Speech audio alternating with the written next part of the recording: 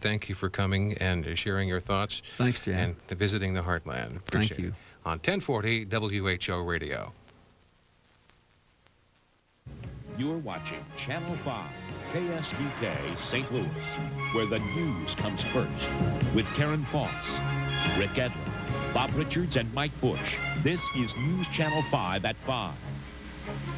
The raging rivers, the Missouri and the Mississippi, become one as the Midwest joins together to fight the floodwaters.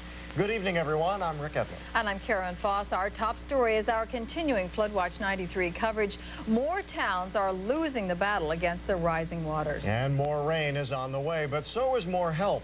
We begin our team coverage with a look at how the area is coping with all this water. Residents in Lincoln County to the northwest of St. Louis are packing up and heading out. In Winfield and 2 other towns in the county, rising waters are pushing more victims from their homes. And a 4th town is threatened by the flood. While residents are trying to remain upbeat, they got more bad news today. Rain fell over much of the area this morning, and forecasters have moved the probable crest to Saturday. Most West Alton residents were out of their homes days ago. This command post is the only entrance, and the means of travel is by boat. Collapsed railroad tracks hint at how extensive the damage is under the water that has turned West Alton into Lake Alton. Relief agencies are ready to help even before the floodwaters crest. The Red Cross is moving into this huge warehouse in Earth City. Officials say the outpouring of donated goods has been so great, the Red Cross needs more space. Sam's Club gave this facility for the organization to use as a distribution hub for as long as it's needed. The Red Cross expects to be in the facility for several months, while rivers are expected to crest in St. Louis this weekend. Forecasters predict waters won't fall below flood stage levels, that's 30 feet here, until August. President Clinton says he's surprised at how much worse the flooding has gotten since his last visit 10 days ago. The president flew to Des Moines, Iowa today after cutting his Hawaiian vacation short. The president first toured the flood damage from the air. He then announced that he forwarded to Congress an emergency spending request for nearly $2.5 billion for flood aid. The president later made an unscheduled stop at a sandbagging site. He talked to the volunteers and he did a little shoveling work. The president also took part in a live radio interview. It was a regional broadcast with moderators from 3 stations, including KMOX here in St. Louis, asking Mr. Clinton questions. News Channel 5's Ruth Ezel joins us now from the newsroom with more on the interview. Ruth? Rick and Karen, the president fielded questions from radio commentators in Des Moines, Iowa, Minneapolis, Minnesota, and from St. Louis's Ann Keefe of KMOX. Immediately preceding the broadcast, each commentator asked their listeners what they would ask President Clinton if they only had the chance. That's when a West Alton flood victim spoke up. The plight of West Alton residents forced to evacuate their homes is well known by now to other Missourians and many other Americans. Outside this Red Cross shelter at a new Jamestown church, flood victims listened to President Clinton talk about the flood of '93. Doris Schaefer was especially interested in the show because she called KMOX with a question she wanted posed to the president. Hello, Doris. Yes? Go ahead. Well, I would just like to ask the President Clinton what he could do to speed up the national flood insurance to us flood victims that's been out of our homes since April. It's pretty depressing. You know, we don't have any money. Why does it take so long to respond to national disasters? Do you think we need a new system of coordination to cut through the red tape?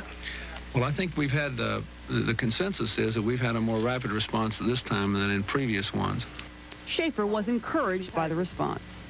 Do you feel the president understands just how serious all this is? I think President Clinton understands. Really, I do. There's just maybe not a whole lot he can do about it because he's not God, you know. We're none of us God. We can't work miracles. We just all got to help each other. That's all we can do. Now, other shelter residents I spoke to said the president could be doing more and that he'd have to walk a mile in their shoes before he could understand what they're going through.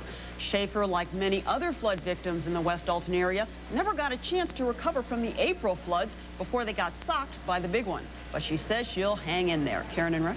It's been rough. It has indeed. Thanks, Ruth. Well, in St. Louis County, there is now only one sandbagging operation underway to protect homes and businesses. It's going on in the Bella Villa neighborhood near Lee May, and hundreds of people showed up to help today. News Channel 5's Lisa Zigman joins us live from the neighborhood with the latest on efforts there. Lisa? Karen and Rick are in the middle of a massive sandbagging operation. The results of this operation are quite clear. In just a 24-hour period, look what's grown. look what's grown. None of this was here at this time yesterday. They built a 5-foot wall, and it's all thanks to the hundreds of volunteers that showed up today. It's a wall of sandbags that's been built to protect homes in the Bella Villa neighborhood. Most of the volunteers are not even from South St. Louis. They just came out to help.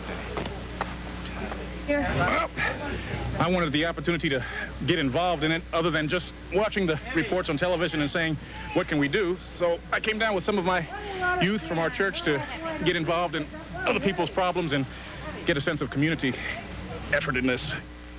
And that they did, Karen, Rick. And now, originally, the people who lived out in Bella Villa feared that floodgates and the River de Pere would be open, spewing into the Gravois Creek, and then the creek, which is about 15 feet away, would come over into these homes. That is not a fear. That is nothing to be concerned about because there are no floodgates on the River de Pere. However, there is a clear concern out here, and that is with a flash flood. There is a flash flood watch now in effect. The weather looks threatening right now, and coming up tonight at 6, we'll talk more about the possibilities of a flash flood. For now, reporting live from Bella Villa, Lisa Zigman, News Channel 5. Thanks, All right, Lisa, thank you. Well, St. Louis police have been pushed to the max during the floods, but they are getting a lot of help from the National Guard's most active units. Members of Missouri's 1137th Military Police Unit are helping watch evacuated homes and property in South St. Louis. Residents, police, and the Guard are working together to keep property secure. The unit's last job was operating in Desert Storm, running a prisoner of war camp for 20,000 Iraqis. Meanwhile, people living in St. Charles continue to put up with the rising Mississippi and Missouri rivers. News Channel 5's Sarah Harlow is live near the Missouri River in downtown St. Charles. Sarah? Karen and Rick, the Missouri River here is supposed to crest tomorrow at 34.5 feet. That's if there's no more significant rain, but it's starting to sprinkle here right now in St. Charles. The people here are simply trying to cope, knowing there's really nothing more they can do.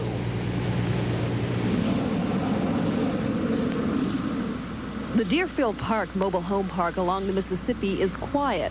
What used to be mobile home decks look more like carcasses left to dry in the sun. But not everyone here is leaving, even though the Mississippi is knocking at their doors. We've still got all the necessities that we need, electricity, and our air conditioner's still running, and still got water inside the house, so we're staying. The Carnells are concerned about what will stay behind once the waters start to recede. I know there's a lot of raw sewage and bacteria and disease in this water, and we've even saw some dead animals floating around in the water so far. To give you an idea of just how fast this river is rising, the Carnells didn't need these cinder block steps yesterday. The bad news is the river is expected to come up another 2 feet, which means it will be way over the top of these steps. Residents living along the Missouri River aren't much better off, although a lot of people here are sticking it out as well.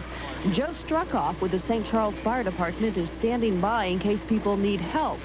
But for the most part, he says the people here are used to the water. Some of the older couples, the older people have been through a lot of it. To them, it's just kind of another normal day on a river. Normal days on the river could turn into normal months. The Missouri's crested only to rise again and again. It's anyone's guess when it will recede once and for all. And Karen and Rick, the people here want everyone at home to know that St. Charles is open for business. Tourism officials are getting calls from people all over the country canceling reservations for August and September because they think this town is underwater. A woman who owns a bed and breakfast here, in fact, right across from the river here, said she had some folks from Indiana call and cancel reservations for next week, thinking that the whole city's underwater, including St. Louis. They asked if the zoo is underwater, if Grant's Farm is underwater. They want you to know that they're open for business and very eager for your business. Reporting live from St. Charles, Sarah Harlow, News Channel 5. Back to you. Sarah, what about that one woman who said they have all the necessities right now, water and everything, etc., in the trailer?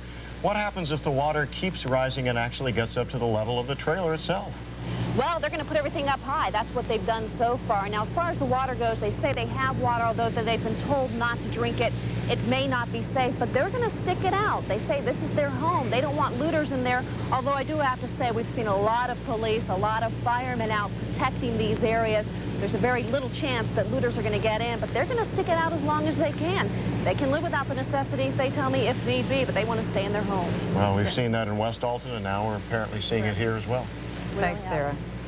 Well, the flooding problem has now moved on to Kentucky, threatening to turn areas of the bluegrass state into wetlands. In an attempt to ease the swelling of the Mississippi, engineers cut off the water flow from Kentucky Lake to Lake Barkley. At this point, close to 80% of the crops in western Kentucky have been destroyed. And of course, as the water heads downstream, so will the problem. One of the challenges, keeping people healthy. I'm Kay Quinn. For some people affected by the flood, this has been the most painful part of their ordeal so far. What local health officials are doing to prevent disease, coming up on Health Beat 5. I'm Sharon Stevens. A baby is badly burned in a West St. Louis apartment building. Police say it's one of the worst cases of child abuse they've ever seen. I'll have details coming up at 6.